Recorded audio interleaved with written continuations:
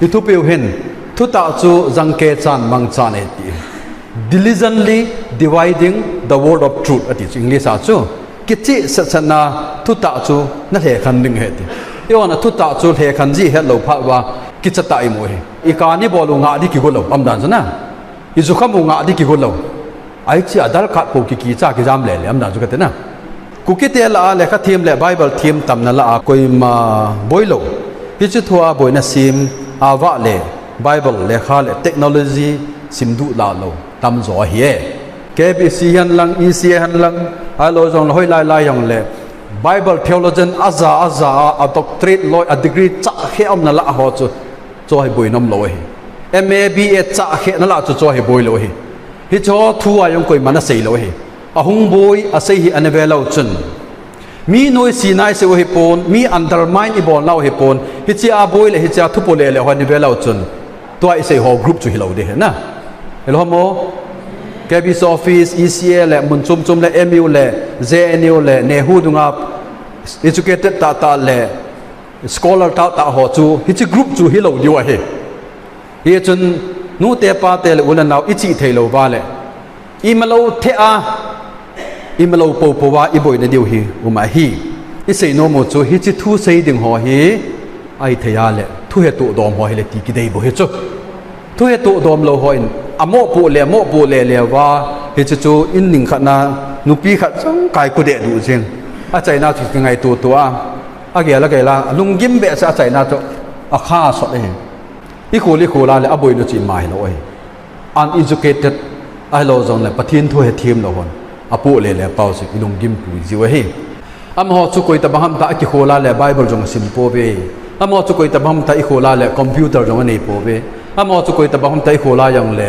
class cho sang sim jong hi lo he al e cho chun thuan se ba le hoi lam khana chu mi jam khan gui athia boina sim pau he tu nya he phatata I gel de wa he ti chu izam ta bo yum kha ba le phaten gel kho mo te ti yong he kan sei no me he ale hong chi na he le hong phadiu de 2069 hong kho sikit e he chala ya to na sai ta chu iki ho na chu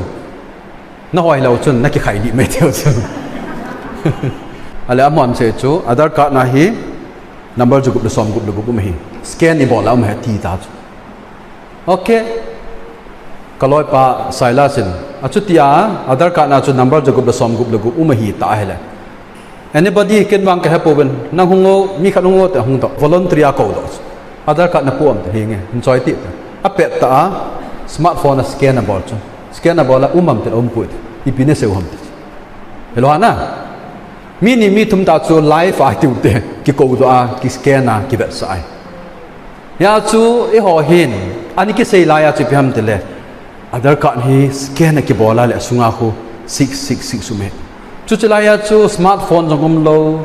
chu yong le chila chu touch screen na touch screen mai color phone ho touch screen ho me ale cha chu scan I boarding a jong le pham khat ga ngai khal office sam khana chi ngai khal in tu a chu smartphone atam zo a hi scanner ro mai barcode jong scan board thei Aadhaar card jong scan board ani bol vin 6 train na mu mong bam so mong am na he chu kinil bau tam lo hela sei the yeng chu he je nga he izamati a hele smartphone ne ho chun scan app song min ki download na cha chu scan board thu ben lang vet sa lo chun physical ha chu akichi dum loi number 1 ya chu cycle langa ka seminar wa chu apet ta langai mi ki ko da scan ki ball pi a ale ipi sei deu ta tel sei dum puit he chun mi tam ta I boi nau chi hin ai wanga technology lama jong ima I het lobu lekha lama jong ima I hi lobu Bible lama jong ima I hi lobu nu te na se chu evangelist so hongoben Aadhaar card na hi number ju gup de som gup le gup hin hi chi hi na ki cancel la le na hui do de he ti Aadhaar card cancel ne ding za thum ki lawe evangelist on Aadhaar card cancel the ham amna ju ka te na chu ai bo we phat masala 2011 ve la hi mi khan hin amin ke sei dan tin article ho jo si chu ko sem news lai hin jingwal pom lai hin newspaper jo se akani don bo de abana 2016 lai audio a hi pyam han ke sei ki phone na audio a hom ke sei a chu hitia hi ke sei hi chu First Thessalonica bunga chang ni na pakai ni ko kiti chu asein tu hin khwa hung thung je ling in ase First Thessalonica bunga chang ka chang ni chang thum nang simale am ho chunga chu boina muthim hung chu phung ding hin nang ho chunga wang chu lo de he hi chi audio a thuin sei pa kon hi chalai Bible chang hi man cha nop na le cham no me ti lai ta hung chu phung de he ti tu hi aphat he tai prepaid om tai gas kila thei ta ve airtel hung thung tai tu hi cham na le dong mo na yum pe ta hi ya chu ila wa hi 6 train hi hung chu phung hi tai tia hi ai su ki cha a Bible chu sima le am ho chunga chu ding hin na ho chunga chu nang ho you they THEY they am ho chunga chu ding you y o u na ho chunga chu lo de he hi chi audio a thu sin sei pa kon they le you hi a le khan thei lo lai he hi che nai mo nang ho le am ho jong a le khan thei lo hi Bible sim ho ki nom lo hi ya chu rightly dividing the word of truth iti pau thu ta chu jang ke cha phati ke cha khe khan ngai hi hi chi boi naw chu chu le a noi lang chu isim su su ai le hin verse om nga chu lai chun bela hun chu le Krista in lungsat na thu ha sa ding hilowa hin na dingai ei la do sau he tai Krista in ei la do a hi ta le ibola hi chi biometric chu iki cha thei ding ham a noi lang chu sim kit wa le Thessalonica te hi group nya khan support hin number 1 mi chon se ho ama ho number 2 mi chon ho Thessalonica mi te ho na ho mi ping tha ho chunga wang chu lo ding a ping tha lo ho chunga chu ding hi mi ping tha ho chunga chu pidinga chu lo de ham tele Krista in hitabang gim gan the na chu na chungwa chu lo na nga na that do he tai ati he ya chu Bible chu sim thung lew han phading hin it's like ka isimu jong he Revelation chapter 13:666 same number kitin lai ta bo khu zakat velang isimu ta amna ju ka na First Thessalonica isim wa lang chang ka chang ni sim wa chang ko chang som ki sim ta lawin iti ho zo si hi umin tin le Bible and say ji wang ben Bible sim ho hi allergic hi iti thai aji chu dei le yu jong se khan thelo ama ho le nang ho jong se khan thelo khanin ba noi mi pi nu naw chapang ho ko ma gan the ha sana tampi se sia Aadhaar card cancel ne nga jani ni ki kila ja thum ki kila a ai ta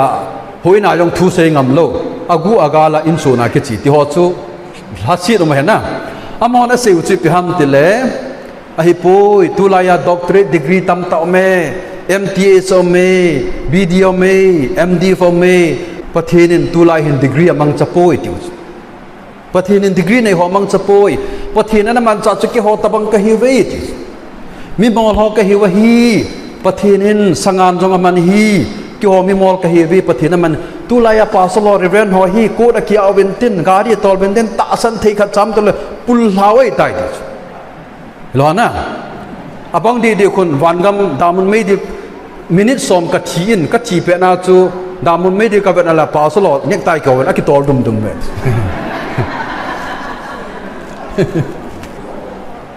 pasolo ki hot na jong hin na sa thawe na a point si pi ham dia la amon na se chu theologian how to say la hi bin ti chu Bible simo to say la hi bin azi chu pathin na mang cha pu be ki ho zo man chau hi pathin mi mol ho man cha he ti chu hengi amang cha e pital le zon hi an school le kha sim lo hi pital le zon hi pathin man cha amos thim gau chu thei le ho hi chu pathin na man cha ki he chu a cha kun jong pathin na man cha chu sangan jong pathin na man cha hi chu ki he chu mo si jong man cha mo si chun Egypt mi te chi na jong het Midian mi te chi na jong het Israel mi te chi na jong het mo si hin Old Testament constitution a ji do hi de kha thim he na de kha thim mi ching hi izakai global issue he thei chu mo si hi cho hi chi pa in a ji chu tu tana Israel tan akon na janga zu yo he New Testament ai hung ta ve Paul Tarsus University ang Ceylon a professor pa chu Gamaliel hi amalaya chu hung khang le na ya chu Greek mi te chi na het so ke Hebrew mi te chi na het su ke abana chu Rome mi te chi na het su ke Greek philosophy tam ta Athens ko acha akinil pi zo lo we Paul chu ani ni lo chu abang azol lo we Greek mi chi na dim set Rome mi chi na dim set dual citizen zong hi abana Israel mi hi Pharisee la yang Pharisee hin lai hit chan ge ya chingpa chi na la thip na tam ta nei pa chun New Testament constitution na ji do hi ya chu ki ho mi mol ho hi pathin ei man chau hi ti a mit ching mi thim ho oi mo de hi lo hi Bible ani ji do ho hi a thim lo jong jang ngaman jong jang pital zo ngaman hi cho ngaman jong jang leng jong jang David chu leng hi cho sama ji cho Solomon jong jang mi ching pe na he no Solomon le ka thim pe na he ro Mosi Paul hi ya chu tu lai mi tam ta in Bible sim ho hi ai lo long khuti khati ho hi athu la lo de pathin mi mol ho bo ap man cha he ti pa hi phatata na vet tu di we mi mol jong man cha thei mi ching jong man cha thei ani nya hi ready hi ngai hi ya chu Bible sim se se ki not do gun ke e se a chinga thi mai ki ga la chong chu boi khat hi ti yong chu i ga ta lang wa he clear nai mo lecturer tam tai ne chula pidanga boi nei nei wa moi do lo wong boi nei nei wa i hon agu ga la mi he lo ka ko chalang ang lu ho poi itu ti do wa i boi tha ta lo de on na hello mo he chun tunin mi nu mi pai bon cha ben i khu sungu i veng sungu he do ding anga ya le hobung upo ho dong te office dong te hi chu hi lo wa dang jo ki bola le ado le u la naw to ki boi na veng sung khusunga mi mi ti na hi kha do hin biometrics ung ki kap ti lowa 2010 11 12 vela ung ki kap ti lowa hi ki kap hi in na ki kap ma le jing le thai ting le thakat thani zo le kum khat kum ni zo le na chal pa nga na khu na hi 16 hung do de he ti hu chu kum som bal te hung do hi lai ei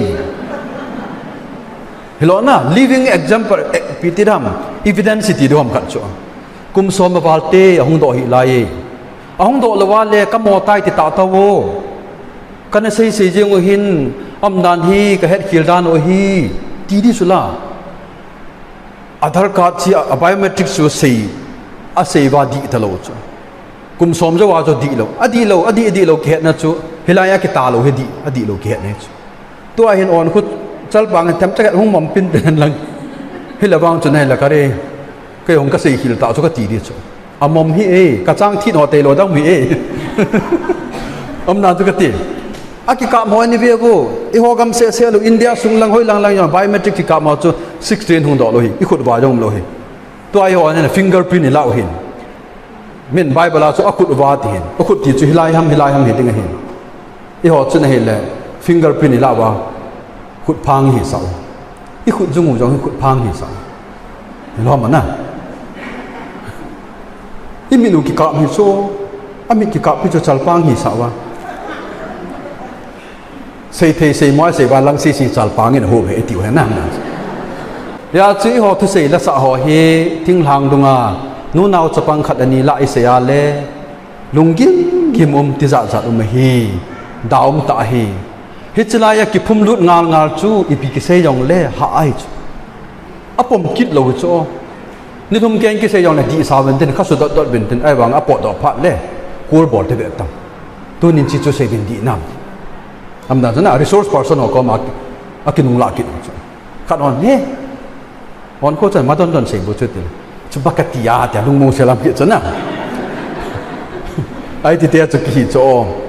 ai wangin tu nai sei no mo he phatatan gelo te na thu ta chu phatata iman cha diu phatata I he khan diu hi e chun biometrics itivin adi tapon biochip certificate khat vei bon sei di zo ta lowa ipidinga avela mi pi ki pal ne dinga a biochip jong chi ho siam jong lo cho na I ho het zo za jong lo cho ai chu hoi lam ka internet source la wa I ki ho le wa collection ni bol wa I sei thu in tin ai chilanga specialize on khat cha kim lo ai wa nu naw chapang ki cha I ti bol hi ke wang chun pha ka sapoi wa noi khan to ne hi belau han masanga chu thing khu le mal cha aga li bol chu 1917 1919 langa chu thing khu le mal cha information I pi chu abana chu in technology ong khan to dan chi vet wa hele thi khau jang wo ti wa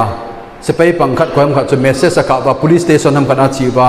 ama chu message ka kap ji wa hi abana chu piumam tia hele telephone landline telephone hu me abana chu piumam tele mobile phone social media Facebook kiti ho za chum ho hung lunga chi ekhat WhatsApp ho hung lunga to chu instant message ki muai aga thiam mang noi ta ki mu je gang jale thing ko le mal chan khang lai chu vela chun tu khanga hi aji jang lo hi digital world abana chu vela tu la hi artificial intelligence AI artificial intelligence doctor lai chila doctor pani wai tham ta lo hi doctor li wai tham ta lo cho ultrasound machine khun bu aneyam hinna neyam anei pui chi na ni idam mo naw avet do jo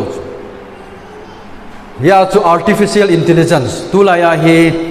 mi him chi na pa hilowa artificial intelligence khang hi cho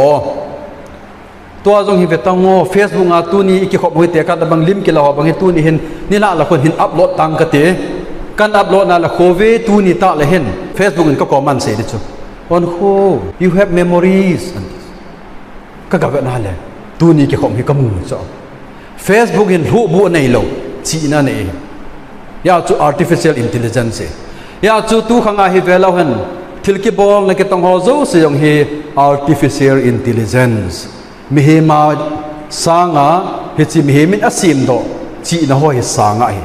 chu chu hi la chun tua I hon akhang to pin ana sa pin na I lau chu prepaid hung hun ho po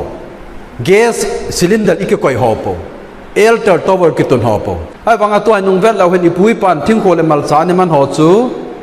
communication na da ni man ho chu tu thing noi ho kom khon ei pui pan thing ko le mal cha communication na bol hen chan de langa ho gal na boli wa le thing ko le mal cha hen choi bin ki tian lang hi thelo a pe na phone an bol lu hi ya chu tu a hi ho ding a sang pin chu biometrics Aadhaar card ho hin tu apana kum som nga hile sin ani dam na la ya le 2020 2070 ting la khun laptop ho yong lo mai the ta chu mobile phone a chia limi ka mo yong hi ta lo mai the chu device ta lo mai the chu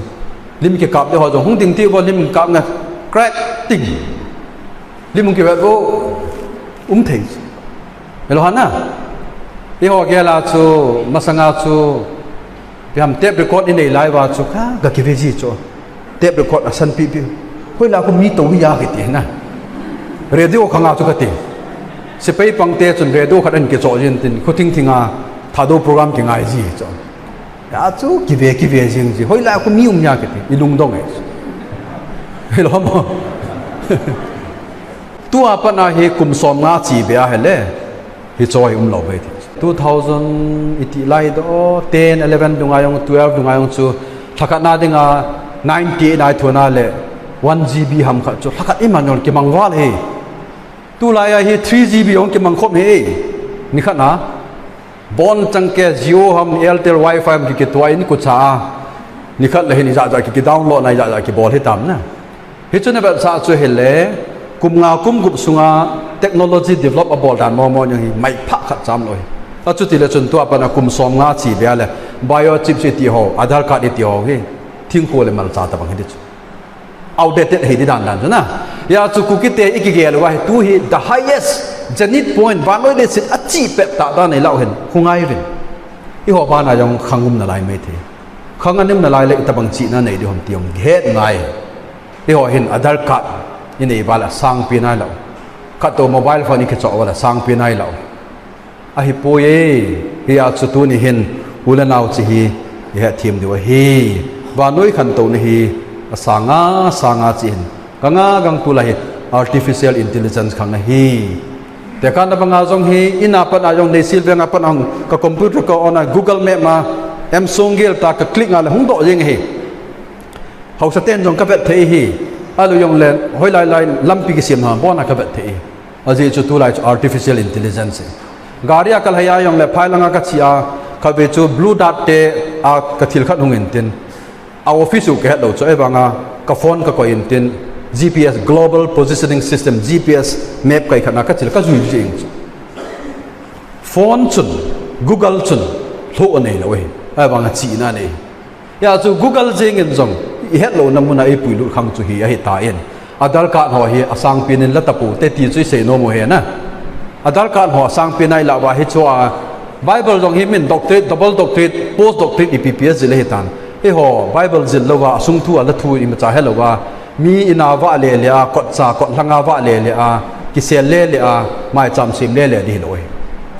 lungoi ta phata ta mai cham sim diu chol in sung mi te hon jong hi ta bang ho ma le lung set te in ignore ani bolu te ka ti he na ignore ti chu ai thea la cho hi entertain ha bol lo de e o ge la hi thui lem alo le I thui to ki to lo alo yon chin na hong pi to ki to lo hung ho hi kan hu sa nom lo hi ya yong de ho nam kai khat lom hi ya I chu I ho boi nei Bible in PSM te le thui lem chu nei na hun sa in kam phan jong ho hi ti chu Bible say cho e ho sei chu khan khu khat hina chu hi thoi chu ai pi yong le mi pathin thu se yaw nga pathin thu se yaw chu am si pon ama wang pathin thu se yaw nga le hilaya sei thei ngai hilaya chu min a sei sa nom lo wa le I hon no ama hi ho bung min a sei sa nom lo wa le pom dan ki bang lo hen te I ti wa I ki ven do du chu nga hi cho hoi lam khana chu in sung khan a ha sit a mui sit na le ho thui ya chu min vui thu ta alu jo phale iga phwa iga hila jong le mi tha sia mui sia ho bung ka da ha ding he khusung ka da ha de tingam ki mai chu na he chi ho jo se ya chu ai thei chana minu mi pa ulanau I bom chawai he diu chi so ta bang hi Bible thu ikil na wa ivet dung zui vin akhang hi rapture zo hi rapture zo chu I ho yong im lo diu he tai I lo na mi ping tha hi wa le rapture zo phale thu ha saka nga hi ho im lo diu hi ya chu hi chi chu akhang khangin ki pu tan te I ho wang chu hi chi chu mi nong se yong le cho chu na se ding le se da to ka ho bung upa ho na zanom po ve commission ovin ka pom po ve no mo na sa lo de chi chu na se ding ale e che bang chui thei lo de he tui dap don lang ki le tu I ti jang ke do hi chu Bible in hi che ta bang chu ne na jong lu sa hi na ti thui lem le na na lu sa lo ma na pap na pu na dim lo he thui lem ki ho se hi pathin thau nu ki ho si hi lo he he thei wa thui lem ho bung su chawai thei khusung su chawai thei khat ki ho si hi pathin thau nu khat ki ho si hi lo hi tia ila do he na ya chu kina lom ning do moi sa wa yo la kam dam se la ai poye o ja pu he che thui hi ki ho bung le ki ho sunga jong cho hi na se ya le nup ka sa lo de he na se lo de iti wa iki ben do wa wan gam kai na ding hi po wa lallu ku sa na ding hi po wa le ipi adang dang I hol be ham ka ti he na adang dang hol be ngai lu chu akum zakat wal denomination khat mission khat bon cho bang le I sun la la le atwa akiwai po na lo lai ho chu ai la chu ka man tha yong ngai lo he na adang dang neo cha cha ka ki chu boi sa hoi lam khan a chu imalo po pu ka ki su ngai lo de neo cha cha ne chi wa le yo le nek tai on ne de om lo de he ata ta chu nek tai on ne pon be be ne de om lo de chu mi son yong lit do ma yong le min pon be cham phai a ki khong loi khuli ma ki khong loi hoi la lang an chan do si tui lu chum ma kai ku de du a a kai ni ngoling ki ton lo he la adal ka se a tui bu mo nga ding gen lo a ai chi adal ka se boi pia chi tang kho lo chi tang nek tai on ne de nan mu lo chi a to chu na ga chia le putu na ne ki pat de na putu na nga ne ki pat ding hin ai la ya chu e ga uma le ki ping tha di chat jong hi lo he ji chun yum naw hi ke wangin Bible tong ki tu mo poi wan ngam kai la na ding hi poi ta sa la lagaw ben nong ki bai hom na jong cây mà mua chân nên vàng ý mà chào xiêm bồi tuần thân ôm tận bằng ngô tê thì chỉ thui là giặt chôm hỏi ý khô sung bèn sung vào hông rằng là nu lệ pa tên entertain board pote in là dòng khô lai đen sạp pote na pa tê u tê chỉ chúng sẽ đừng là hậu bung upa pu com mà chairman pu com mà chio hậu sơ pu com mà chio com mà tia ý sei wa lệ ý họ đừng ong đừng hết tiệt cho nếu có đi gặp sei no mua he tu nia program ấy kịp phát ấy kịp chú 3:30 chân hin 3:30 hình đừng hita zin bor khel chu khel sei bal ki ngai da motin i sei kha zo si von cha ba ding in pathin in phathei bu pi che taw han pe ki pa e